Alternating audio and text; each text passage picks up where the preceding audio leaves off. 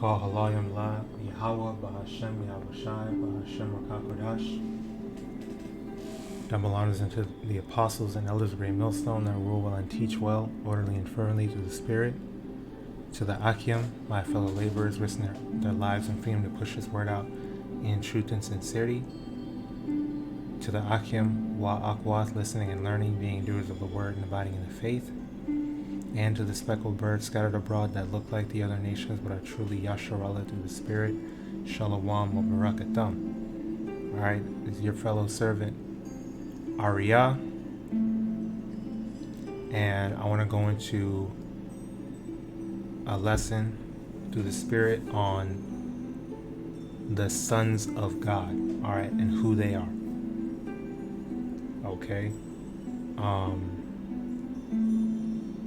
And so I'm gonna just go ahead and get right into it. Okay. Hey, let me say this is some, important knowledge for us to know. Like, this is one of the, it's like one of the mysteries of the scriptures, one of the secrets that YAHAWASHI has revealed unto the apostles and elders on down. Okay, so it's certain things like this. I just wanted to point that out. Like, this is like high level knowledge, and I don't mean that in a prideful way, because first and foremost, speaking to myself, there's I have much to learn, and I have to really not take this truth for granted. But I just wanted to point that out. Like, this is some very, very mysterious,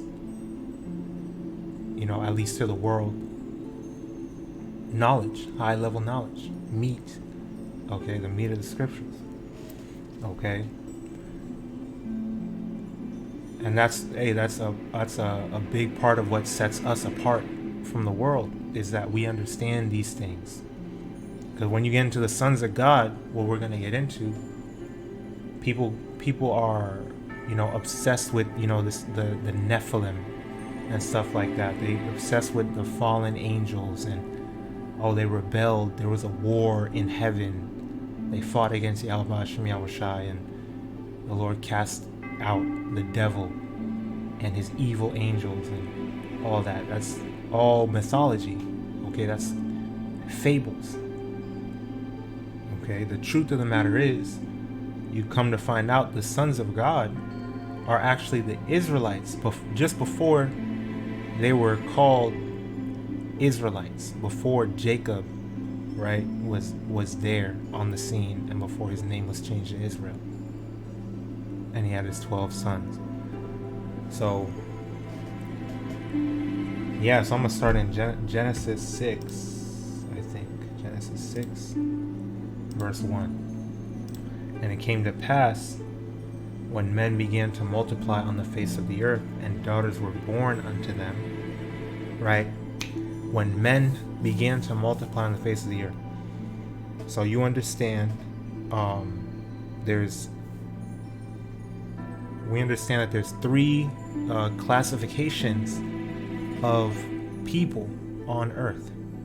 All right, the sons of God, the sons of men, which is who this verse is talking about, and the sons of the wicked. Okay, sons of the wicked are, we're gonna get into that. Right? But focusing on, just so you understand, right? There's three classifications of men: sons of God, sons of men, sons of the wicked. Sons of God, those are, Israelites, right?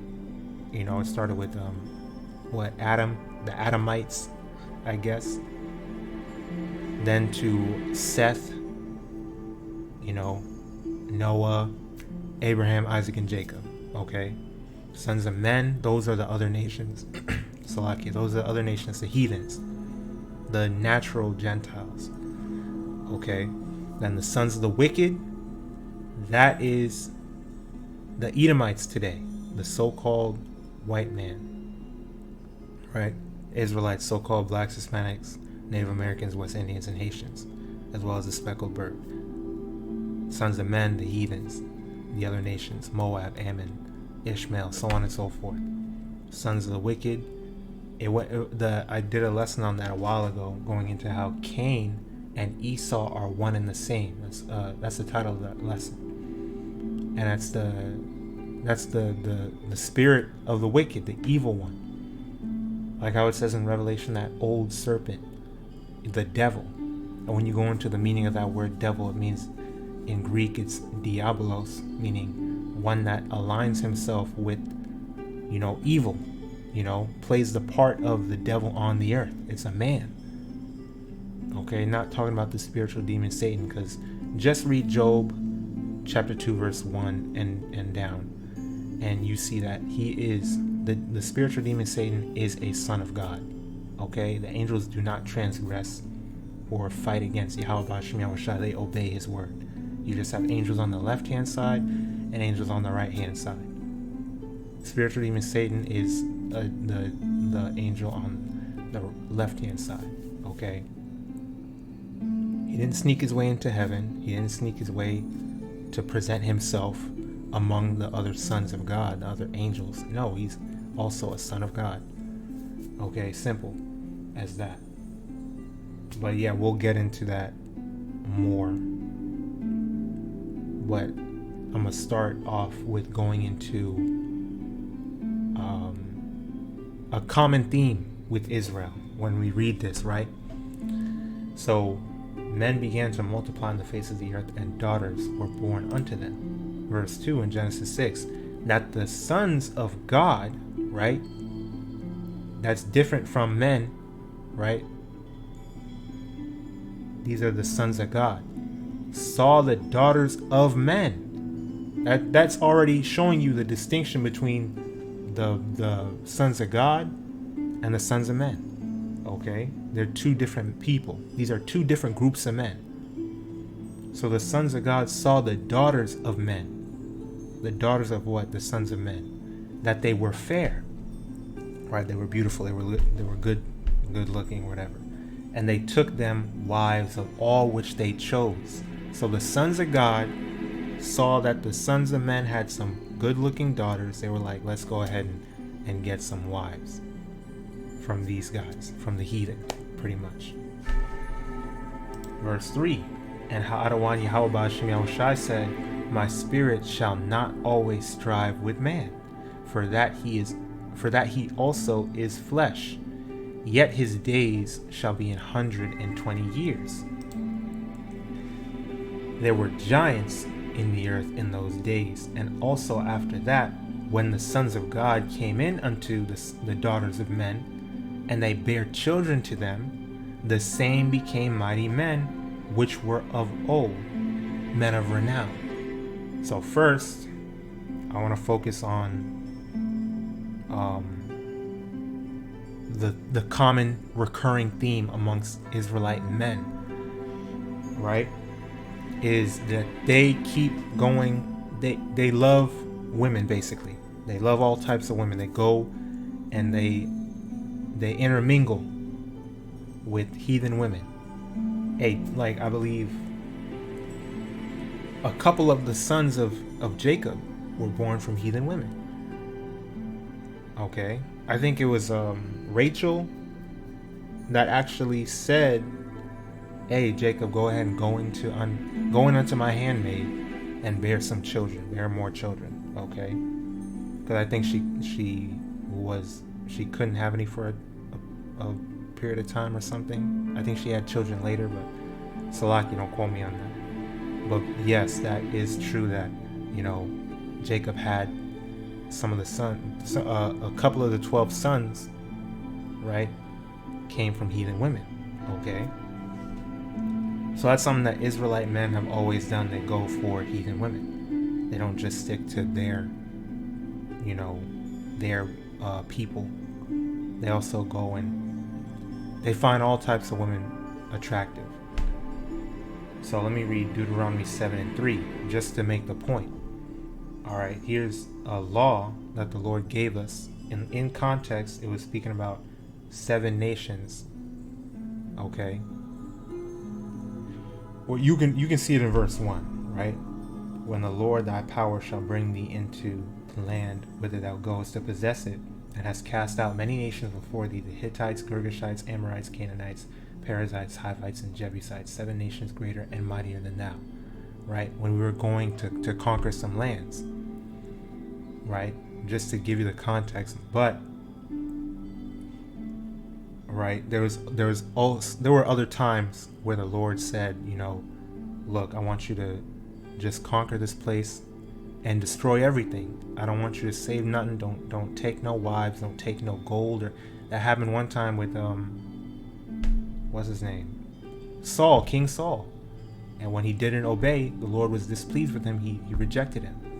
Because he was like, well, you know what? Well, we can keep this stuff and make sacrifices. Israel, man, that Israel's disobedience, thinking they know better. You know, or just disobeying YAHAWASHI and wanting to please their flesh because it seems good in their eyes. So that's a common recurring thing.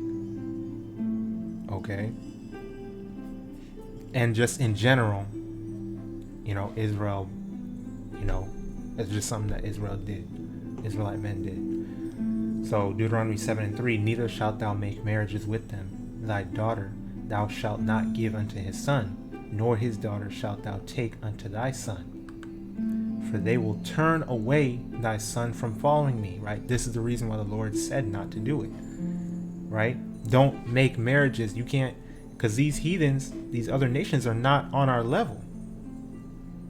Verse 6 says well, we'll read it, right? But the point is, they're not on our level. You don't take no heathen, you know, because we have a law, right, on when we conquer a land, and it says when you see a woman that's pleasing to your eyes or whatever, we have a law. Okay, well, you can take her, but as a concubine, concubines are lesser wives. They're not on the same level, right? When Abraham and Sarah, Hagar was not on the same level as Sarah, right? I don't even remember if Hagar even had any dialogue in the scriptures. Okay? She was Sarah's servant. She was her handmaid. She was not no wife. Like how, technically, yes, she's a wife, but she's not a wife on the level of Israelite women. If you want, you know, maybe you can put it that way. And we're not talking about speckled bread. We're talking about actual heathens. All right. And I'll just say, speaking as a man to my understanding, just to put it into a coherent perspective so you understand, okay? These heathens are not on our level, okay? The Lord created us to be above all other nations. Israel, and you can see the examples of this, okay? Israelite men would make marriages with these heathen women, and what would happen? Well, we're gonna find out in the next 2 books that I got lined up here. So let me finish reading this. Deuteronomy 7:4. For they will turn the Lord already said what will happen, and that is what happened. They will turn away thy son from following me, that they may serve other gods. So will the anger of HALALYAM and YAHAWASHI be kindled against you and destroy thee suddenly. And so, like, I'm kind of, you know, my thoughts be, you know, popping in one after another. So I just say, you know, I just say it immediately. But I didn't finish the other thing I was about to say with the law on dealing with, you know, getting heathen women. When, you know, it said when you're at war, you see a beautiful woman, yeah, you can take her, right? As a concubine, she shaves her head, pares her nails, and mourns, you know, the loss of her family, the loss of her home, okay? As she knows it, for what? A full month, you know, 30 days, right? And then you can go in unto her. So that's the law on that. But yeah, the heathens, they're lesser. That's how YAHAWASHI set it up. Yes, they're lesser. Okay, yes, Israelites are above all other nations. That's the truth. Okay, but that shows you the Lord covered all bases. There's a law in place. There's an ordinance in place for everything. All right, you can't get nothing past the Lord. And I just wanted to point that out too, because you got niggerlites, niggerlites that are saying, that get on brothers, oh, get with, trying to basically, excuse my Swiss, but dick police. Okay, what a man does, that's his business. You don't tell no man he can do this, he can do that.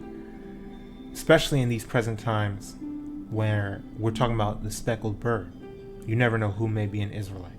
So it's not for you to tell a man what he should be doing with his member. That's his business. Okay, you got these super pro-black ass niggas, these pro-black niggerlites, okay, trying to tell another man who he should be getting with. Okay, I just had to, I had to say all that, because I know there's dudes like that out there. There's people like that out there, especially Eve too, that know they're Israelites. They get offended over brothers saying, yeah, we can mess with heathen women if we want to. That's a man's business. You shouldn't have no opinion on it at all. Okay? That's a brother's business. That's not nobody's business but that man. Okay? So I just wanted to, I just, had to mention that.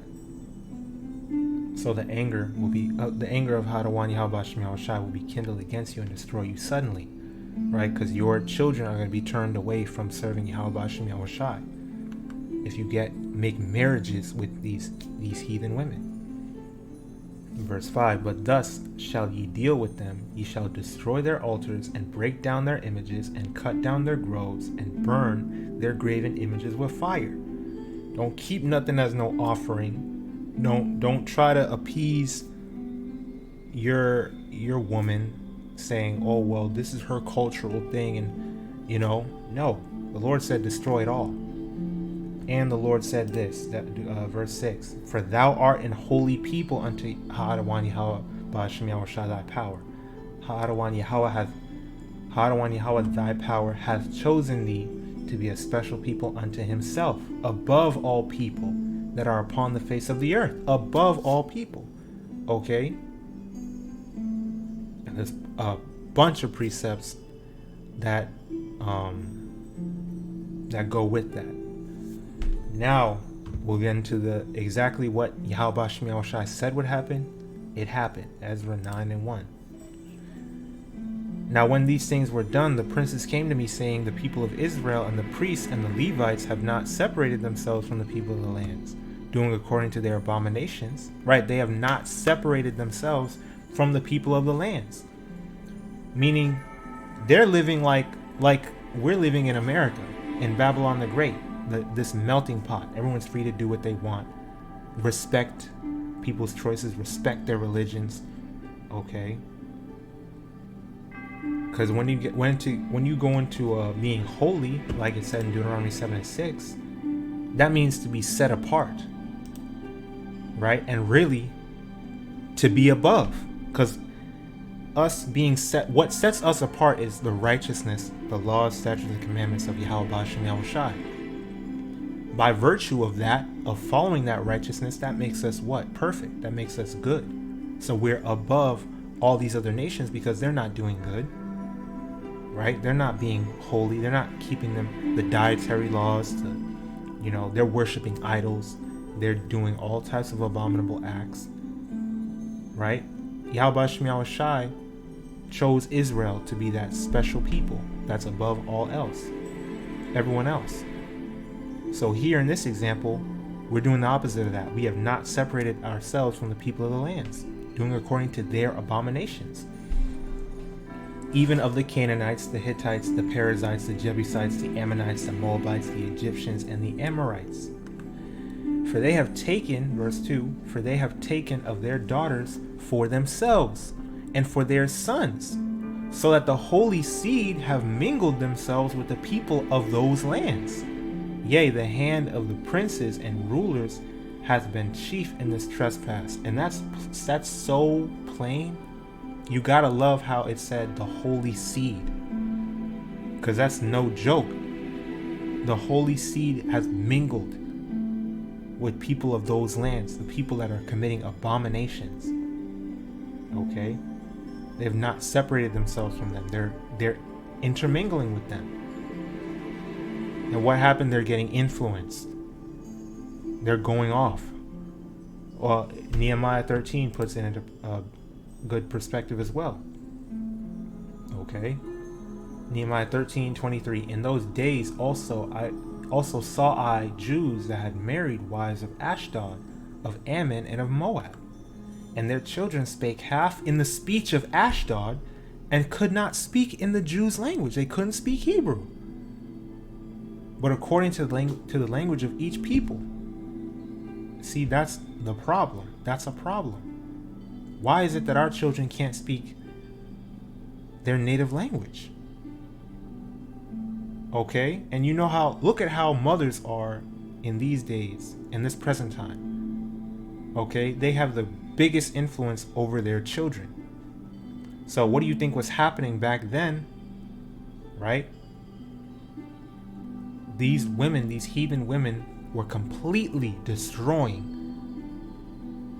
Israelite children, completely raising them according to their abominations, according to their customs, according to their philosophies, instead of according to the ways of YAHAWASHI, YAHAWASHI. She could have been saying like, oh yeah, I worship your God too, I'm with you, you know, don't worry about that, you know, it's okay, I'm gonna obey you. And then behind your back, she's doing all types of shit, and this is the result. That reminds me of some videos I saw on social media, YouTube and all that. Oh, Jubilee had that one video of the half so-called black, half so-called Japanese people living in Japan. And they had all types of freaking identity issues. And they were all well, most of them were raised by their mothers. And that shows you the curses as well. That's how you know they're Israelites, because their dads, you know, was gone somewhere, you know, or just not in their life like that. And that's the problem you get with these other nations. Okay, they're polluting Israel. Okay, because you bring more Israelites into the world by these heathen women. And Jake, of course, lets these women do what they want to do. Or, hey, you're under the curses. Okay? Now you don't have no access to your kid. And they're off speaking Japanese. I mean, not that speaking English is really any better. But they're off doing their Buddha shit in the temples, holding their hands together, bowing down to a fat ass yellow boy. You know? So that's what happened. That's exactly what happened. Back then, it's the same thing happening now. Okay? Verse 25, and I contended with them and cursed them. So Nehemiah was pissed off, rightfully so, and smote certain of them, and plucked off their hair, and made them swear by power, saying, Ye shall not give your daughters unto their sons, nor take their daughters unto your sons, or for yourselves. Because what's going to happen? The languages, their customs is going to continue. It's just going to get worse. That's exactly what happened. We have the speckled bird off across the four winds of the earth, looking like the heathens, acting like the heathens, talking like the heathens, all that. They don't even know they're Israelites. They don't even know about the speckled bird. Like, we're completely gone. Look at our people here on this side, in the Western Hemisphere, that have easy access to, look, 12 tribes chart. You are, you so-called blacks, Hispanics, Native Americans, West Indians, and Haitians. Okay, look at us on this side. gone through. Imagine the rest of them in the four corners of the earth. Imagine our people in the land of Elam, in the land of Ishmael, the land of Moab, the land of Ammon. Okay? They're even worse off, but through the Spirit, the elect is going to wake up regardless. But just to put it into perspective, nothing good can come out of it. Right? So that's why Nehemiah had that righteous indignation against his people. Like, I'm gonna beat your ass if you keep doing this shit. Okay? Verse 26. Did not Solomon, right, that's another example. King Solomon, when he was older, right, his love for his wives, his concubines, all these different women, his heart was turned unto them. So that he built up altars, groves, and all that shit, and departed from YAHAWASHI and YAHAWASHI. Okay? Did not Solomon, king of Israel, sin by these things?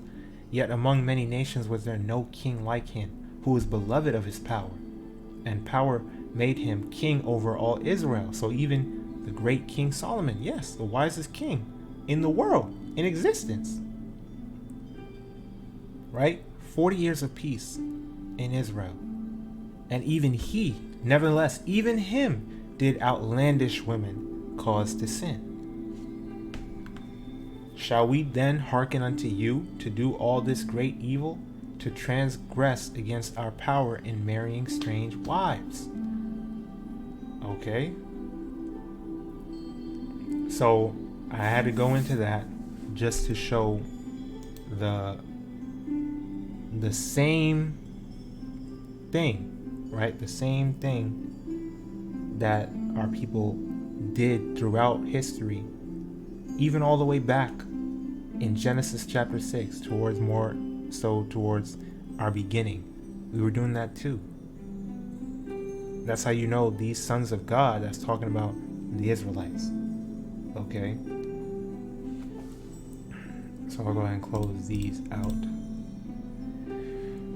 And now we're going to move to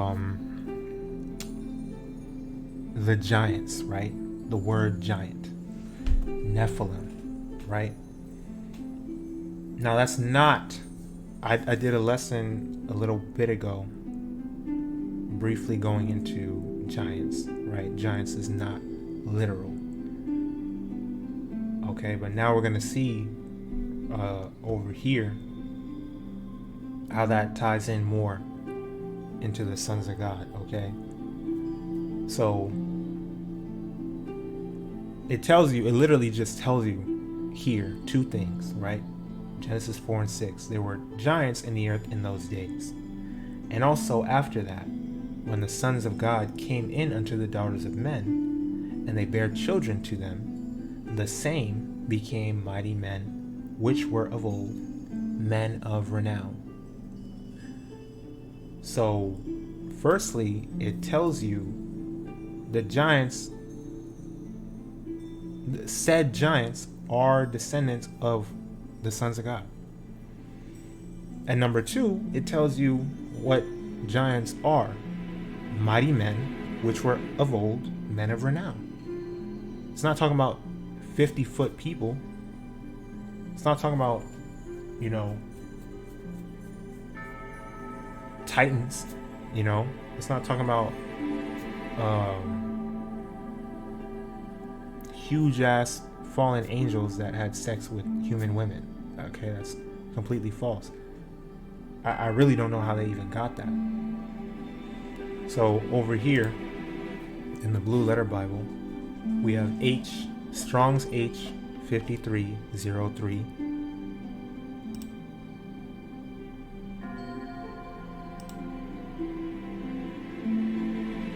I guess the sound's not working, but it's Nephil. Okay. And it says giants, comma, the Nephilim. Okay, and so like I can't read this Hebrew. So I'm sure that, that's not, that this is the modern Hebrew pronunciation of Nephil, but we know it's not pronounced like that in the ancient Hebrew. So it says Nephilim, but when you go down a little bit, it says properly a feller, i.e. a bully or a tyrant giant. So already that tells you that it's not related to size. Okay, what was it talking about? Mighty men, which were of old, men of renown. And then when you go further down over here, which is Gesenius's Hebrew Chaldee Lexicon, it says something pretty interesting right here. It says, some have compared render great, large in body, but this is incorrect. Okay?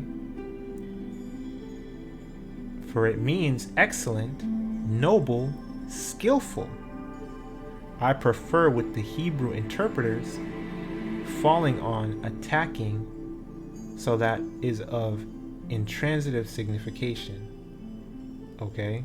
Those who used to interpret the passage in Genesis of the fall of the angels were accustomed to render the word as fallers, rebels, apostates. Okay? So like a brother put it, pretty much it means fallen ones. Okay, rebels, fallen ones. So that goes into how Israel, the sons of God, rebelled and sinned against BAHASHAM YAHAWASHI. Okay, the fallen ones. And of course, us being the the greatest people, the salt of the earth, mighty men, we were mighty men. We were men of renown, famous men. Like it said, men of renown. And when you get the meaning of the word renown, okay, a state of being widely acclaimed and highly honored. Fame. Okay? So that's basically showing you that has nothing to do with size. Okay? Now, Baruch 3:24. O Israel, how great is the house of YAHAWASHI and how large is the place of his possession. Great and hath none end, high and unmeasurable. There were giants. There were the giants, famous. Again, showing you that it's not talking about size, it's talking about their renown. Talking about, being the fallen ones. Okay? The giants, the fallen ones, famous from the beginning. Really, you have the word giants, which means, fallen ones, apostates, rebels. But I don't know, I forgot what the word is, but renowned, men of renown, mighty men, that's what they are associated with. That's what these rebels, these fallen ones are associated with. They're associated with fame and being renowned, okay? So there were the giants famous from the beginning, that were of so great stature and so expert in war. Those did not the Lord choose, neither gave he the way of knowledge unto them. But they were destroyed because they had no wisdom and perished through their own foolishness. Showing you that, the Lord didn't go with the giants. He didn't choose the giants. He didn't choose those descendants of the sons of God and the daughters of men. Okay? He didn't choose the giants. He destroyed them, in fact. Right? They had no wisdom. They perished through their own foolishness. It's just like how the Lord,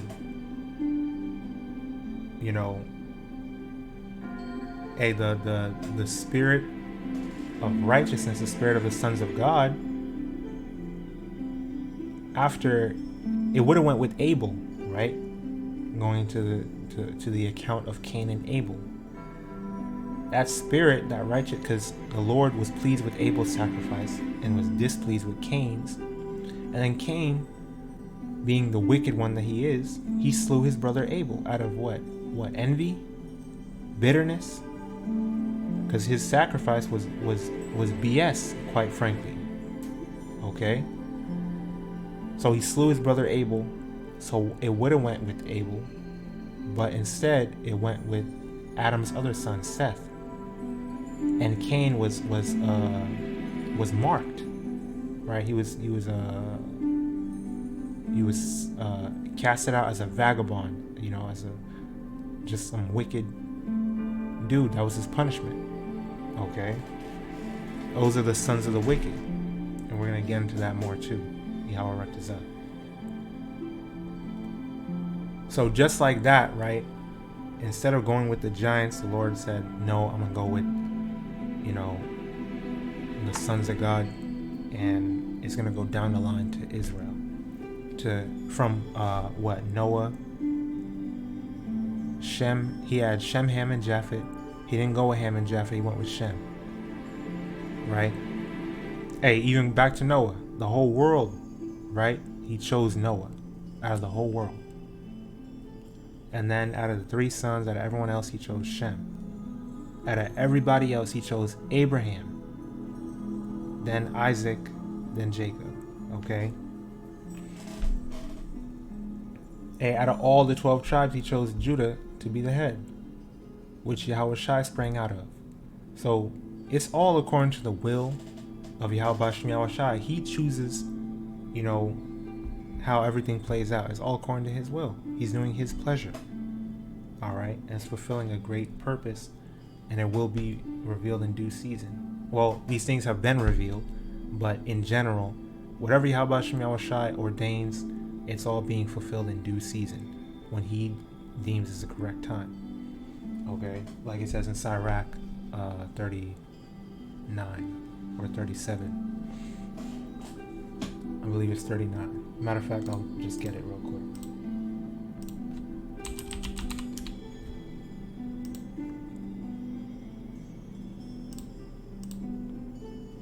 Yeah, it's 39.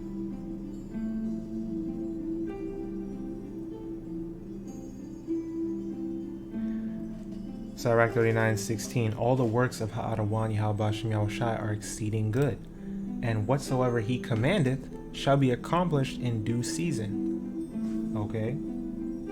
That's why you have these people making up these fables and going with the mythology rather than, being patient and,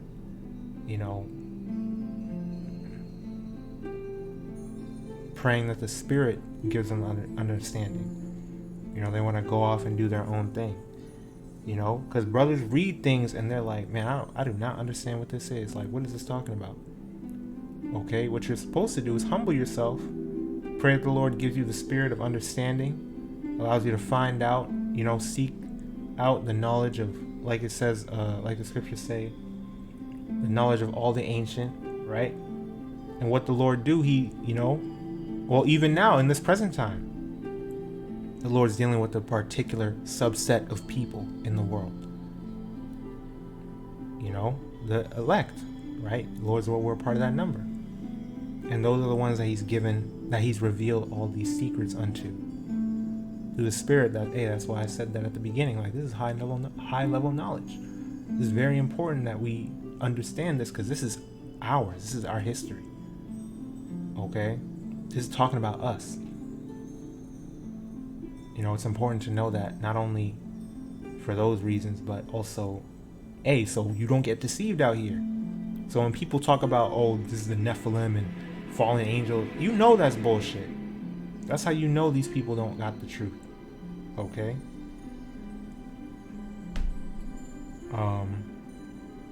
So back in Baruch.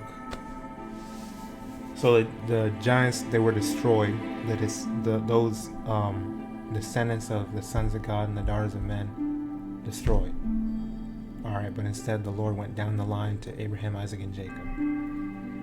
Right? Psalms 82:6. I have said, ye are gods, and all of you are children of the Most High. but ye shall die like men, and fall like one of the princes. Okay, 2 Peter 2:4.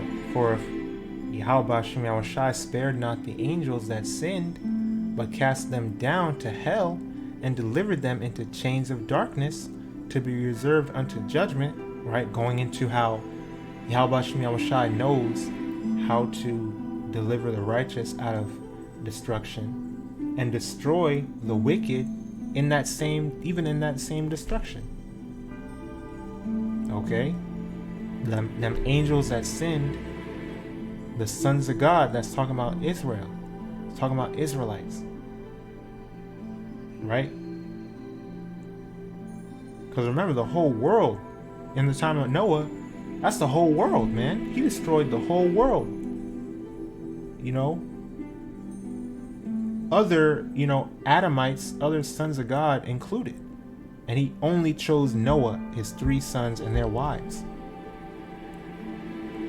So, in that same worldwide reset, worldwide destruction with the flood, he delivered the righteous out of it, right? The ones that he bestowed mercy upon, Noah, his 3 sons and their wives, and he destroyed everybody else in that same destruction. Okay? Jude 1:6. And the angels, the sons of God, the Israelites, which kept not their first estate, but left their own habitation, he hath reserved in everlasting chains under darkness unto the judgment of the great day. Same thing in this present time, to where he's not even dealing with all Israel. He's only dealing with 1/3, a remnant. Let me read that.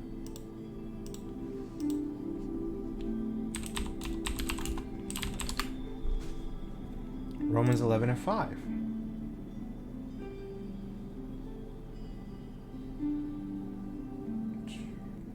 YAHAWASHI shall not cast away his people.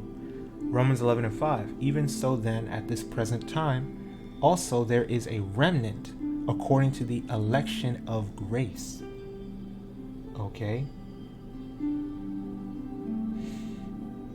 And then you can read verse 7 as well. Or verse 6. And if by grace, then it is no more works. Otherwise, grace is no more grace. But if it be of works, then it is no more grace. Otherwise, work is no more work. Point is verse 7. What then? Israel hath not obtained that which he seeketh for, but the election hath obtained it, and the rest were blinded. But that is also important too. Ephesians 2:8. For by grace through faith are ye saved, and not of yourselves, not of your own works. Right? But according to the election, according to YAHAWASHI's mercy, we have obtained that which we seeketh for. We have the truth. We have these secrets, these mysteries. Okay?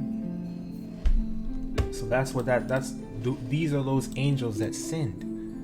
Okay? It's talking about Israel. Okay?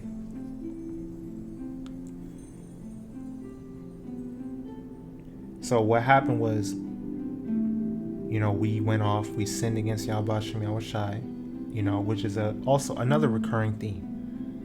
Israel going off, Israel disobeying. So the Lord, they left the first estate. Okay? Like it said in Psalms 82, I have said ye are gods, lowercase g's. We're HALALYAM, the powers. It tells you in Wisdom of Solomon,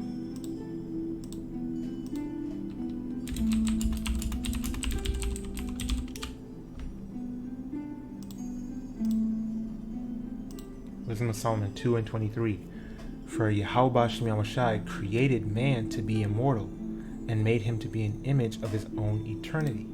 Nevertheless, through envy of the devil came death into the world, and they that do hold of his side do find it.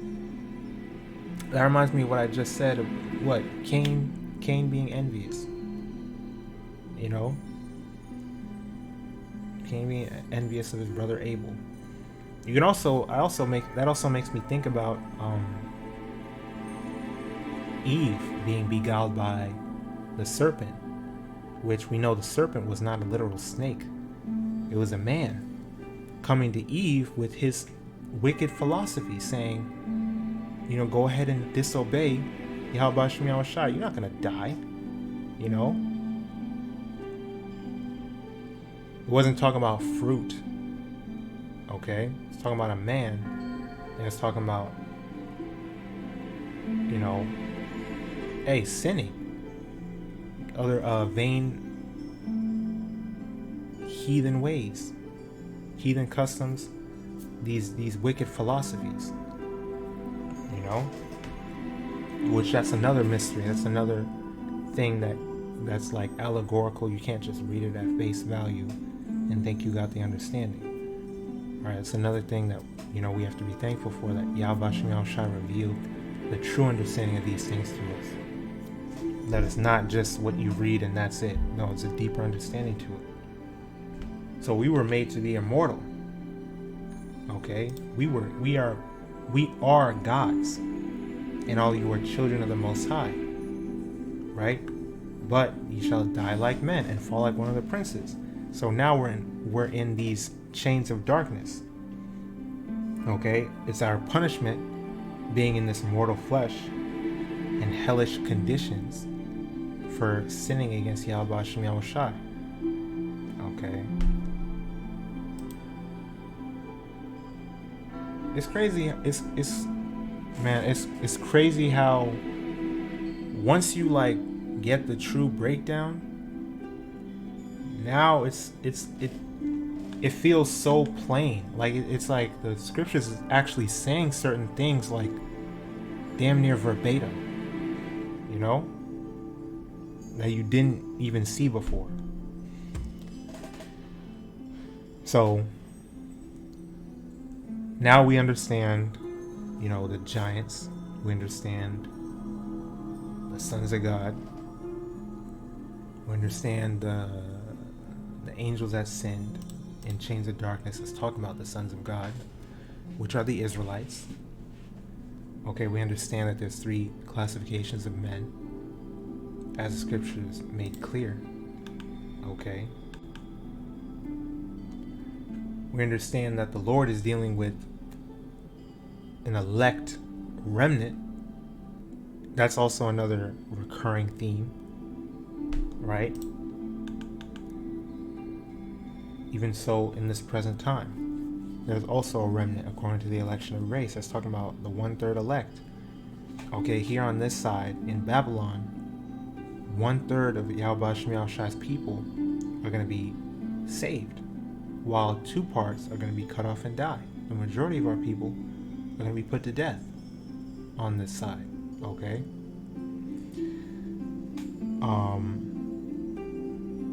So that takes me to the next part, I guess, of this lesson. I want to go into some meanings real quick. Some meanings of words. And a little bit of genealogy, I guess. So this is Genesis 32.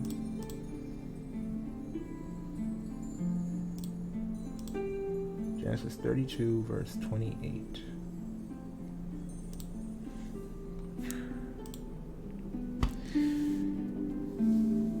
And then I'm also going to open 35.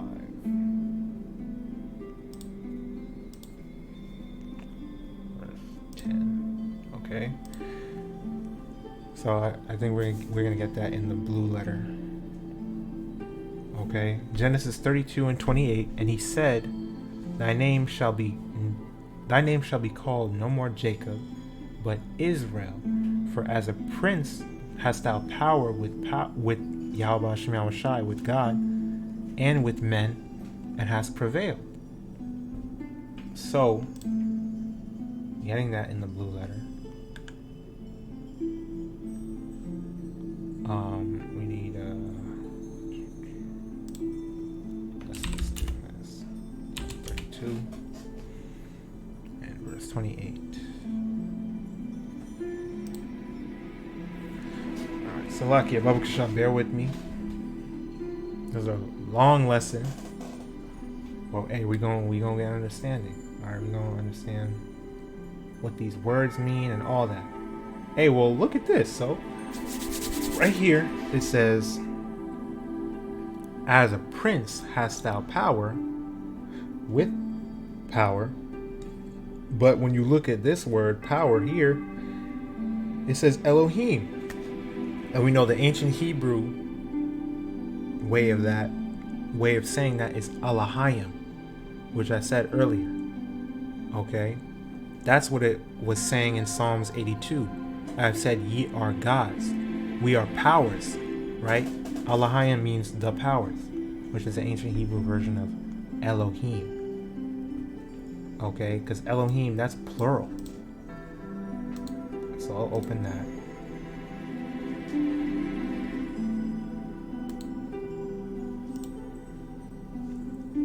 And I'll open this. Israel.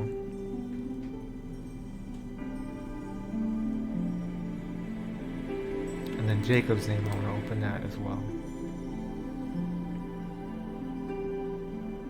Was there, there's another thing I wanted to open.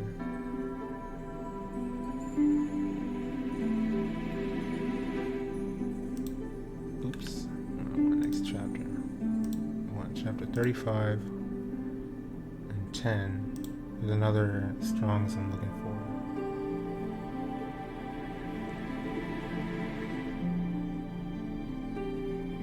$34.78. Okay. Already opened that. Alright. So first of all, Elohim, plural of this one. Let's look at that. Eloha. God. Okay. Now they say false god, you know, which it could be referring to these other gods, because the scriptures do say, for all the gods of the nations are idols, but the Lord YAHAWASHI made the heavens. So there are other gods, right? People consider money God. People consider the so-called white man a God. People consider women God. The black woman is God, you know, and all that shit. So yeah, they could be referring to idols, right? But for us, right, the lowercase g, when it's talking about gods, like we read in Psalms 82, that's referring to Israelites, okay? Because God just means power. That's why we read in Wisdom of Solomon 2, for the Most High power, for YAHAWASHI, created man to be immortal. Okay? When Genesis speaks about how it said, let us create man in our image, which is also plural, that was the YAHAWAH. That was because Yahweh created YAHAWASHI, and then he gave charge unto YAHAWASHI to create everything else. Okay, you read that in what, John chapter 1. By him the worlds were made, everything was made, roughly paraphrasing. So that was YAHAWASHI, and the powers of heaven, the angels, right, that, you know, created everything in their image, that created man in their image, to be an image of their own eternity, right? Really going back to the Heavenly Father Yahweh, right? Because he, you know, he is the Most High. He gave charge unto YAHAWASHI and the powers of heaven, the YAHAWAH, you know, or just YAHAWAH, because the is in that word already. And yeah, it was like that. So that's why when you read Elohim, that's the plural form. Okay? And what does it mean? Rulers, judges, divine ones, angels, gods. Okay? Works or special possessions of God. That's an interesting definition. Okay?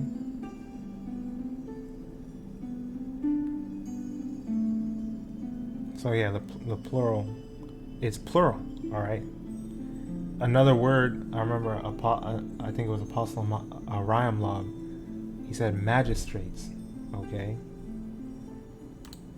Let me look that word up.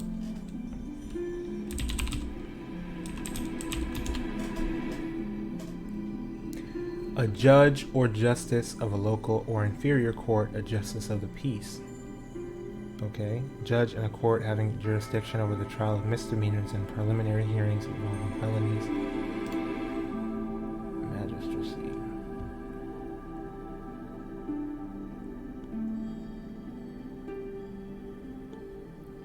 Magistrate.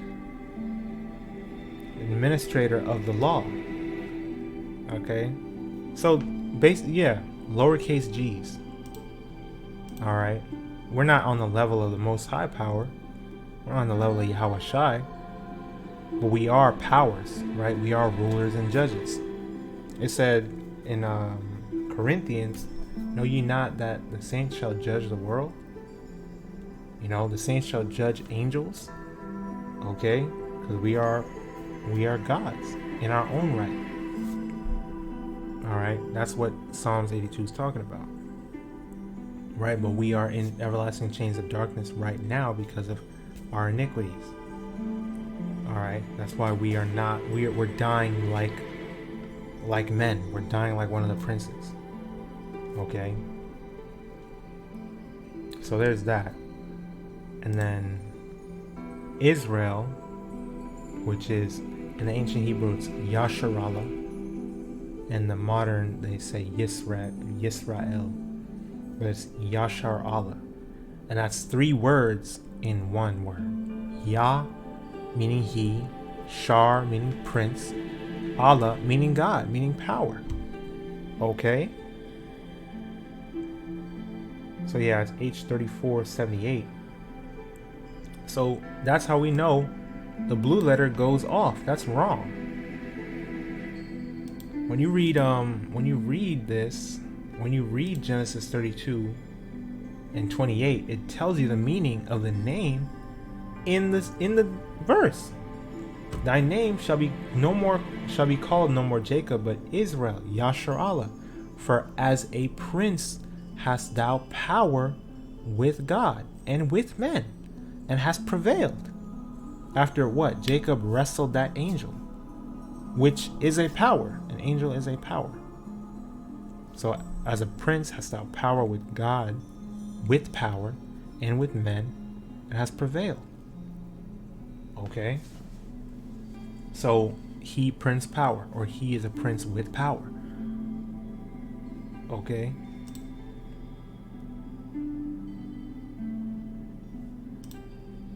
And then we have Yaquab, H3290. Heel holder or supplanter. Okay. And that's a fitting name for our forefather Jacob, because I remember the apostle also went into that word supplanter, how it means, you got over on someone. You know.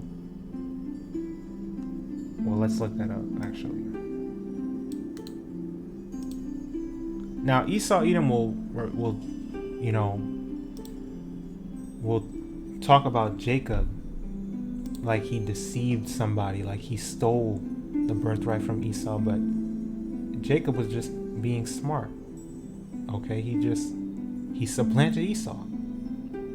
Okay, he took advantage of a situation in his favor, and he got the birthright. He didn't deceive Esau. He didn't force him. He didn't do nothing, wrong. Right? He just said, "Oh, I'll trade you." And Esau was like, the scriptures tell you, therefore Esau hated his birthright. So he gave it up willingly for some damn red pottage. Okay? There's nothing negative about what Jacob did, what Yaquab did. And really, most importantly, it was through the Spirit. The Lord wanted Yaquab to get the birthright. Israel to have that birthright. Okay? supplant, to take the place of, or substitute for another, replace, to usurp the place of, especially through intrigue or underhanded tactics. And when underhanded has a negative connotation, so that's where Esau, you know, I don't know where Esau gets off trying to point a finger at Jacob like that. But I mean, that's the pride of the damn devil. What do you expect? They know they're Edomites, so that's how they feel about it. They want the birthright back, even though they gave it up on purpose, like the profane fornicator he is, to trip up. All right, you got over on someone, you replaced. Hey, Jacob replaced him, and it was really through the spirit and power of YAHAWASHI. Okay, it was meant to be. So,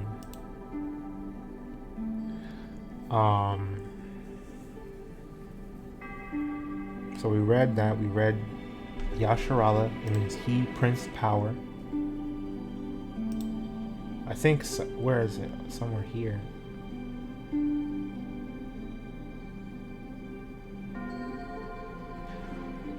It might have been 32. 28. Yeah, the word is actually here too. This is Shar, which means prince. This is the word Shar. So it's in the verse as well. Alright. Shar is right there, prince. Contend, have power with.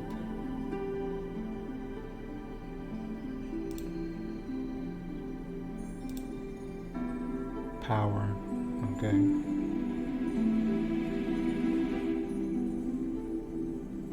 Yeah. Well, Shar means prince in the ancient Hebrew.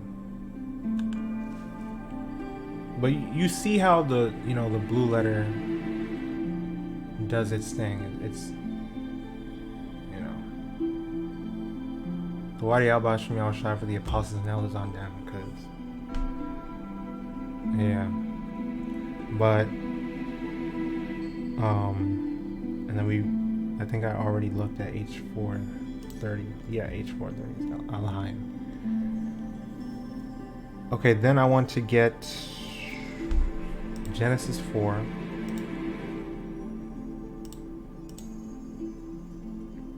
Verse 16. Alright.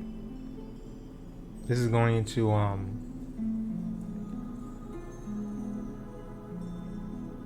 the genealogy, right? Actually, I'll go back and look at it like this, because we don't really need to read all of it, but this is after Cain slew his brother Abel. Okay. Well, we'll read from verse 1. Genesis 4:1. And Adam knew Eve his wife, and she conceived and bare Cain, and said, I have gotten a man from HaAdawan YAHAWASHI. That's another parallel. That's a parallel with Cain and Esau, is that they're the elder brothers, right? And they were wicked. Verse 2, and she again bare his brother Abel, and Abel was a keeper of the sheep, but Cain was a tiller of the ground. That's like I went to the lesson. Hey, Cain was a tiller of the ground, but Abel was a keeper of the sheep. Jacob was a plain man dwelling in tents, but Esau was a man of the field, a cunning hunter. Okay, he likes to work. He likes to go out and do stuff. Go out and be a worker man or whatever. He likes to work hard. He does the same thing in this present time too, telling you work hard, this and that. Esau is meant to be a damn slave. Through the spirit, he wants to work. Okay? Alright, but Abel was a keeper of the sheep. He was a shepherd. He was a plain man.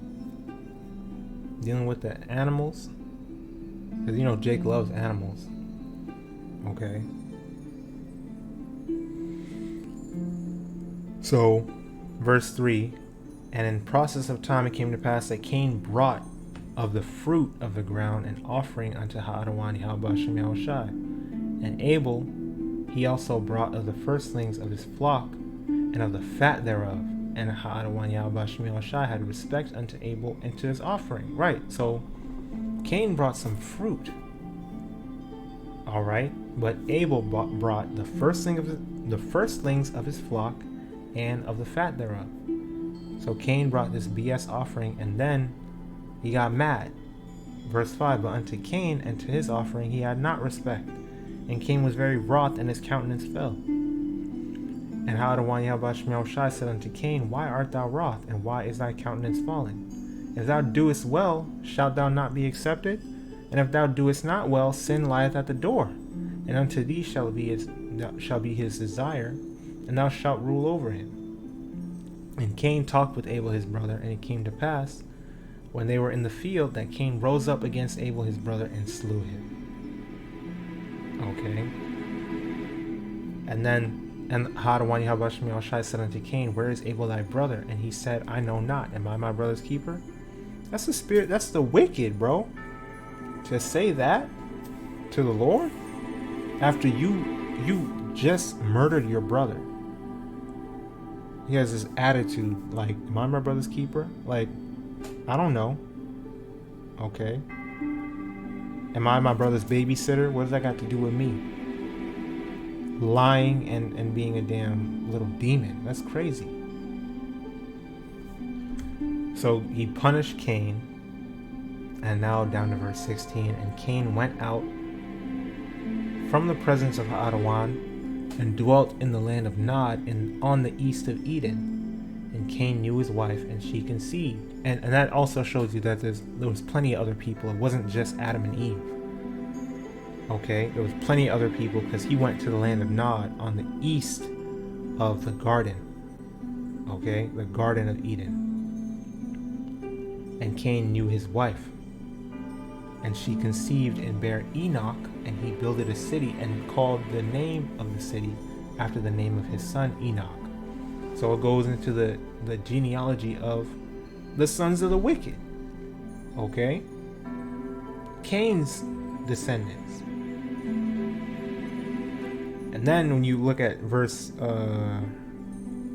25, and Adam knew his wife again, and she bare a son, and called his name Seth. Right after Abel was slain, murdered by Cain, his older brother, Adam went in unto Eve again. They had another kid, and this one was named Seth.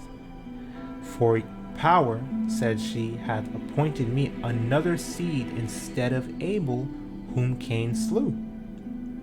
And to Seth, to him also there was born a son, and he called his name Enos. Then began men to call upon the name of the Lord. And why would it say that? Okay, showing you the significance of Seth and that seed line. Okay, the sons of God went with Seth. Okay, another seed instead of Abel, whom Cain slew. And that's another parallel. Esau then murdered Jacob in his mind. Okay, he purposed to slay his brother Jacob. He said it himself. The days of mourning for my father are at hand, then will I slay my brother Jacob. Right, and then his mother was like, all right, Jacob, this little demon's about to try to put you to death, so I'm sending you off to my uncle or something like that. To your uncle. And that was Laban, all right, which is where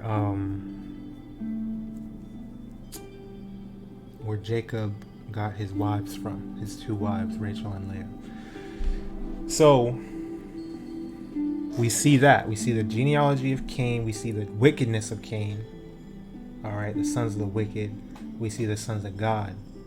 All right, the seed line that went after Seth and began men to call upon the name of YAHAWAH and YAHAWASHI. So I want to get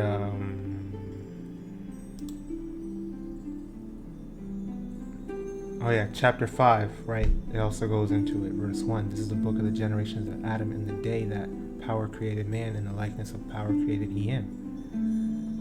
All right. So it goes with Adam and Seth. It don't go with Cain. All right. Now, you see that some names are shared. Like, there's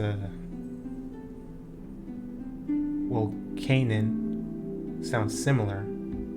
There's Mahalaleel, and I think there was a Methuselah. Yeah, Methuselah. I think Cain named one of his sons Methuselah as well.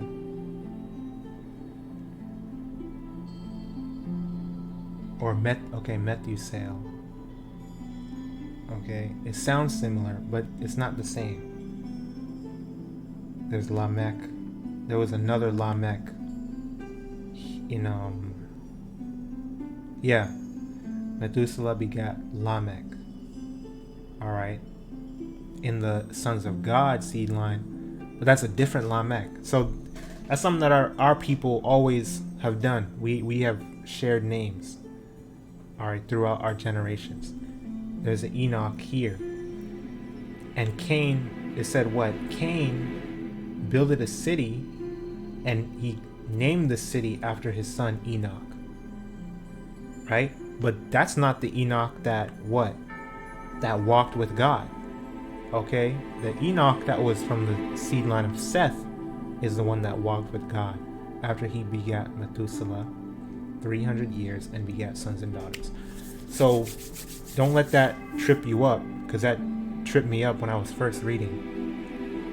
There are some shared names. Our people, throughout history, people share names, but don't let that confuse you, because there's a difference, a big difference between the seed lines that it's talking about. And it's beautiful how the scriptures go into that genealogy.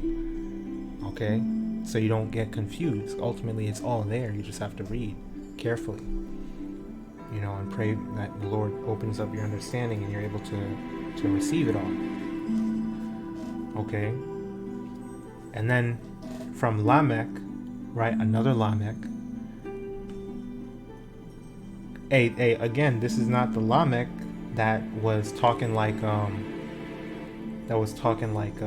this Lamech from Cain's seed line. Verse 23 in Genesis 4. And Lamech said unto his wives, Adah and Zillah, hear my voice, ye wives of Lamech, hearken unto my speech. For I have slain a man to my wounding, and a young man to my hurt. If Cain shall be avenged sevenfold, truly Lamech 70 and sevenfold. Okay? That's not talking about the Lamech from Seth. This is some other Lamech. The Lamech from Seth, he lived 180. Salakia. Verse 30. And Lamech lived after he begat Noah, right? The Noah that was during the flood, right? Begat Noah 595 years and begat sons and daughters. And all the days of Lamech, and you notice how it said he begat sons and daughters. I mean, he had plenty of different these men. It's going down the patriarchs, or the ones that YAHAWASHI deems important to list. But there's so many other children, there's so many other people that the scriptures don't mention, because it's just not important for us to know all that right now. So Noah was the one, again, going back to the example of how the Lord knows how to deliver the righteous and to destroy the wicked. Okay? Lamech had plenty of sons and daughters, but Noah is the one that YAHAWASHI chose. So that's important to note. Okay? And all the days of Lamech, the Lamech from Seth's seed line, were 777 years, and he died. That other prideful Lamech, talking about 70 and sevenfold and all that. Well, Lamech is the one that had 700. Lamech from the righteous seed line, from the sons of God seed line, was 777 years. So I just thought that was interesting. Right, in verse 32, and Noah was 500 years old, and Noah begat Shem, Ham, and Japheth. So that's the Noah that we know. All right. You know, so, amen. That's our history right there. That's a rich Israelite history right there. Okay. So then let me get John. Lord willing, we're nearing the end. So this is John 1:10. He was in the world, and the world was made by him, and the world knew him not. Talking about YAHAWASHI, right? So he was in the world, and the world knew him not, which really is talking about the world of Israel. Okay, you read John 3:16, you understand that it's talking about cosmos, an orderly arrangement, a particular group of people, basically. Okay, it's talking about the world of Israel. And brothers give the example, you have the gaming world, the sports world. This is the world of Israel, man. A world within a world. Isaiah tells you, world without end. Shall not be ashamed nor confounded. It's talking about Israel. Alright, so YAHAWASHI was among his people, but they knew him not. He came unto his own, and his own received him not. Okay, like it says, what is it? A prophet hath not honor in his own. Matter of fact, I'm gonna look it up. Let me get it real quick.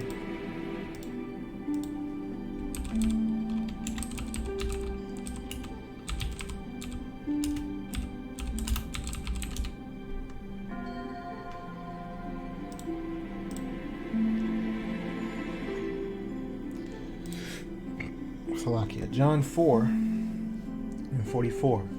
For YAHAWASHI himself testified that a prophet hath no honor in his own country. Right? So he came unto his own, and his own received him not. What were they saying when you go into these different accounts of the Israelites, how they were reacting to YAHAWASHI being, the son of Yahweh, right, being the Messiah? They're like, we know this guy. He's the carpenter's son. He's Joseph's son. We saw you since he was a little boy. You're talking about you the Messiah, you the anointed one, right? You the son of Yahweh. Okay, you come to, save Israel from their sins. Like they weren't receiving that. They were like, ain't no way. Like, this little boy right here, man, I seen you in diapers, man. Like, what are you talking about? Isn't this the carpenter's son? Right, so that's what that is. Verse 12, but as many as received him, to them gave he power to become the sons of God, even to them that believe on his name.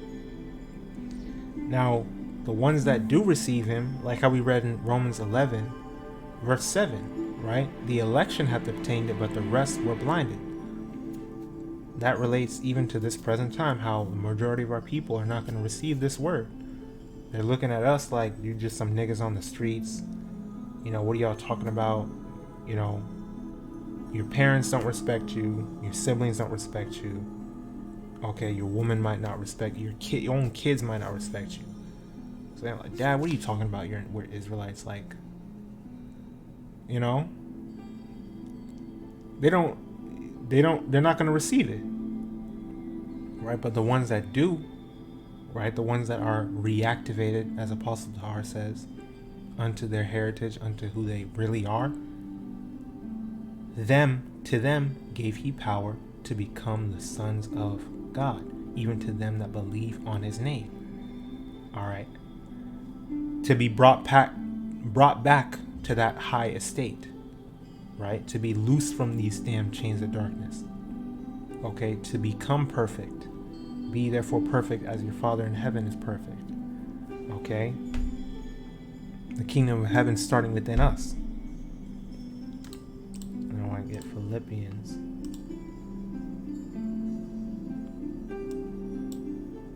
Philippians 2, verse 15. That ye may be blameless and harmless, the sons of God, without rebuke, in the midst of a crooked and perverse nation, among whom ye shine as lights in the world. Right? In the midst of a crooked and perverse nation, right? That's talking about the nation of Israel. Specifically, it said in the midst of a crooked and perverse nation. Okay? And we know that it's talking about the Israelites, because they continuously sinned. They repeatedly sinned against YAHAWASHI and YAHAWASHI. All right, they've gone astray. They've gone off. All right, they've made themselves abominable and filthy and dirty and wicked. Okay, but again, the election hath obtained it. The ones that received the truth, they're the ones that are going to be renewed and brought back to that high estate again, to be the sons of God, right? As we were created to be, as those gods, right? In perfect form, like we were meant to be, like Psalms 82 said. All right.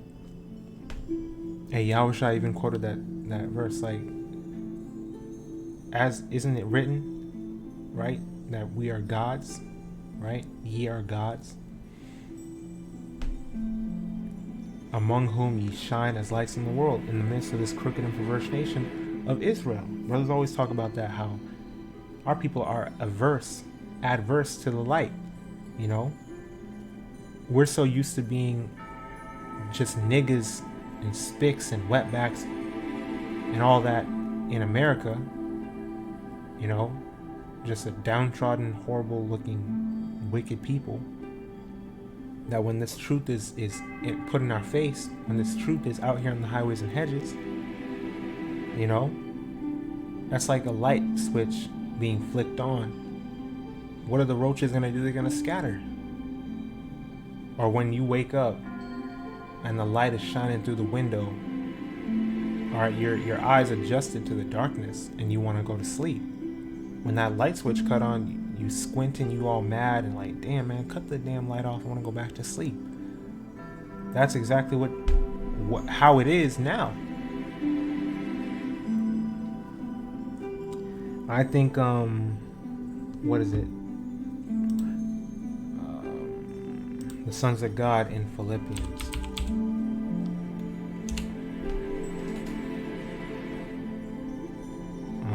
Verse 2 and 15. When you get that word, the sons, right? Technon.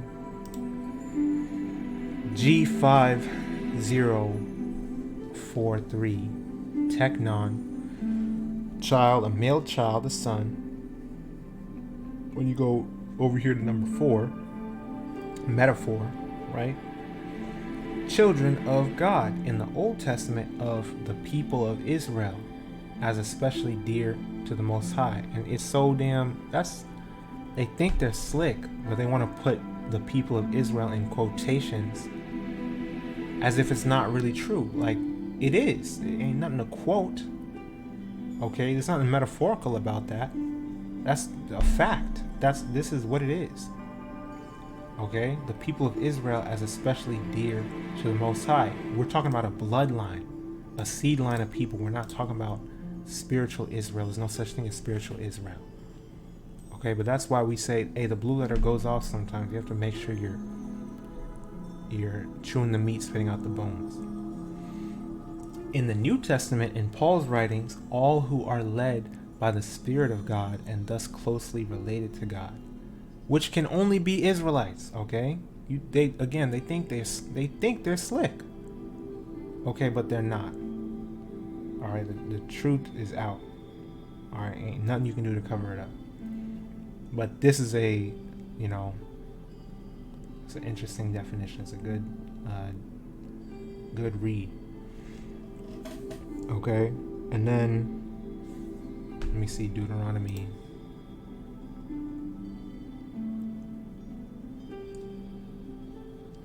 What, 32? This is another thing that the Apostle Ramla went into. Deuteronomy 32:1. Give ear, O ye heavens, and I will speak, and hear, O earth, the words of my mouth. My doctrine shall drop as the rain, my speech shall distill as the dew, as a small rain upon the tender herb, and as the showers upon the grass. Because I will publish the name of YAHAWAH and YAHAWASHI. Ascribe ye greatness unto our power. He is the rock, his work is perfect, for all his ways are judgment, a power of truth and without iniquity, just and right is he. They have corrupted themselves, their spot is not the spot of his children. They are a perverse and crooked generation. Like how we just read, crooked and perverse nation. In Philippians 2:15, it says that here in Deuteronomy 32:5. They are a perverse and crooked generation. That's talking about Israel. Okay? You go to verse, what was it? 16? 15, right? But Jeshurun, which the Apostle Ramla went into how this is another way of saying Israel. Okay? There's another way of saying Israel. It means darling, you know? Darling, or I believe my sweet something. So okay, bear with me 1 second. I know I wrote it down. I'm gonna go ahead and I'm gonna get it real quick.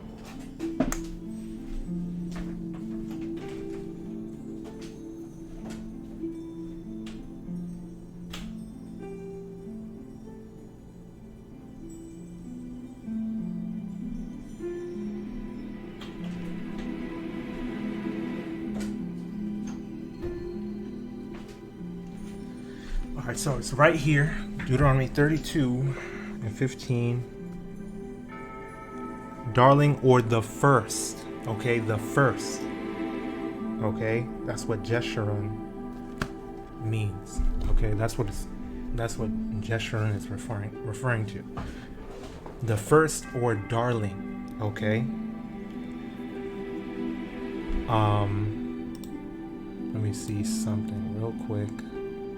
Bakasha, bear with me.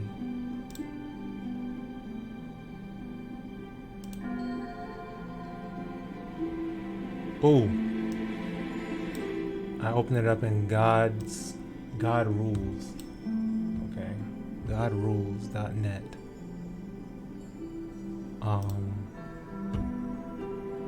What's that, Nephilim? And it says it right here too. Upright, Jeshurun, a symbol, name for Israel. Jeshurun equals upright one. A symbolic name for Israel describing her ideal character. That's crazy. So it says, but Jeshurun waxed fat and kicked. Thou art waxen fat. Thou art grown thick. Thou art covered with fatness. Then he forsook power which made him, and lightly esteemed the rock of his salvation. Okay? And that's exactly it. Okay? So, yeah, verse 20. And he said, I will hide my face from them. I will see what their end shall be, for they are a very forward generation, children in whom is no faith. Okay? So that goes into how,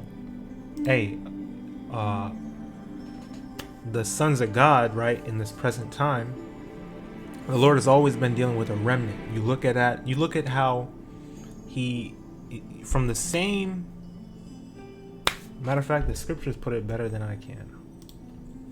2nd Ezra, I believe the end of chapter 6. Okay.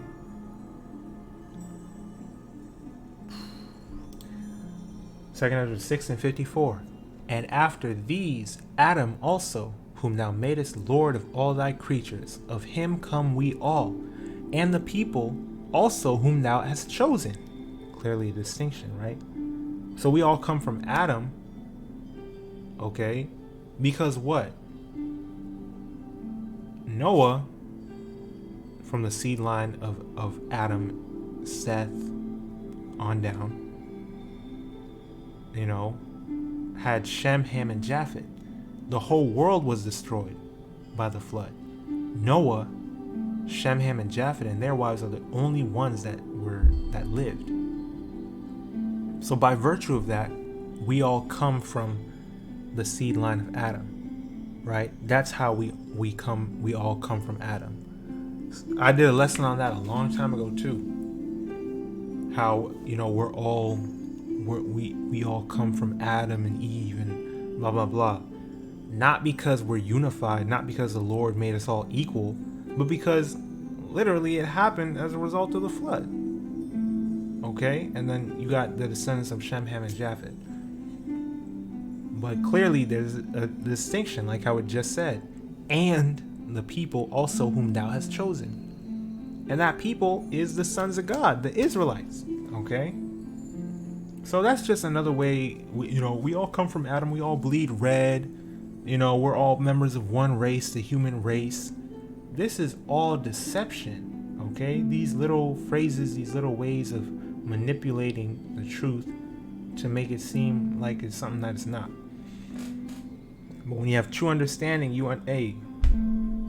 when the Lord divided the nations, he divided them according to the portion of Israel, according to the bounds of Israel. Okay? Roughly paraphrasing.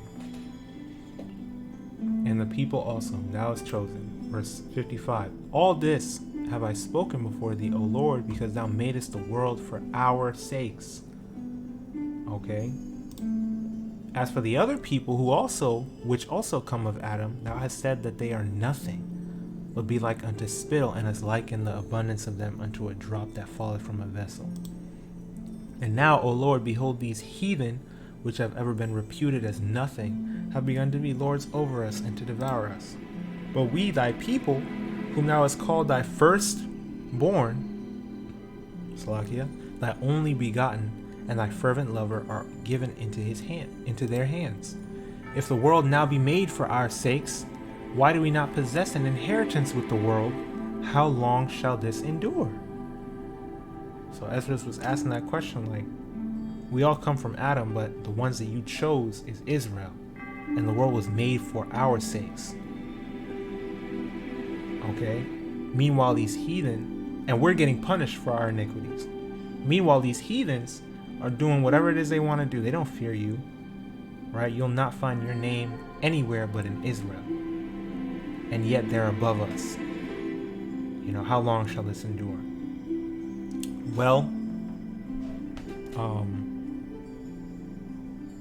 I'll just read this.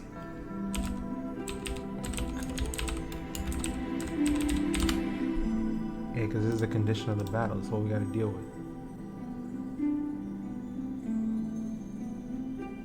2 Ezra 7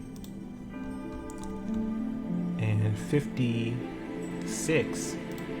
For while we lived and committed iniquity, we considered not that we should begin to suffer for it after death, because regeneration is real. You come back every third or fourth generation to pay for, to live out your judgment for your past sins. Okay? It's not just you die and go to heaven or hell. No. You come back regenerated. Alright? To a new body. Same nation. Same, male or female, same gender that you were before. You're not going to be male and then come back female. You're not going to be an Edomite and come back an Israelite. No, you were really the same person. Okay? Might look a little different. Might live a different life. A different kind of, life. But ultimately, you're still standing in your lot. So we considered not that we should begin to suffer for it after death, while we were committing iniquity, going off, being sinful, being wicked. Verse 57, then answered he me and said, this is the condition of the battle, which man that is born upon the earth shall fight, that if he be overcome, he shall suffer as thou hast said, but if he get the victory, he shall receive the thing that I say. For this is the life whereof Moses spake unto the people while he lived, saying, choose thee life, that thou mayest live. Nevertheless, they believed not him, nor yet the prophets after him, no, nor me which have spoken unto them. Okay? Hey, but guess what? The election hath obtained it. Okay?